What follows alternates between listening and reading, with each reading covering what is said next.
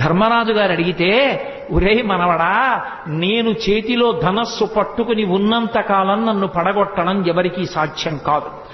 అంబ నా మీద పగబట్టి నన్ను చంపడం కోసం తపస్సు చేసి ఆడదై పుట్టి మగవాడిగా మారింది. ఆడదై పుట్టి మగవాడిగా మారింది కాబట్టి అంబ శిఖండిగా తిరుగుతోంది.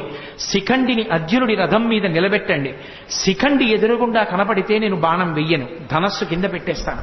ధనస్సు కింద పెట్టిన తర్వాత శిఖండి వెనక నుంచి అర్జునుడిని నా మీద బాణప్రయోగం చెయ్యమను, ఒళ్ళంతా తూట్లుగా కొట్టేయండి, ఆ బాణపంజరంతో కింద పడిపోతాను, తర్వాత మీరు యుద్ధం చెయ్యండిరా అన్నాడు.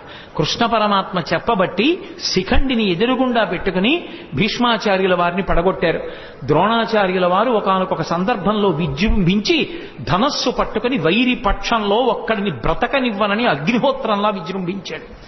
కృష్ణ పరమాత్మ దగ్గరికి వెళ్ళి ఏడిచాడు ధర్మరాజు.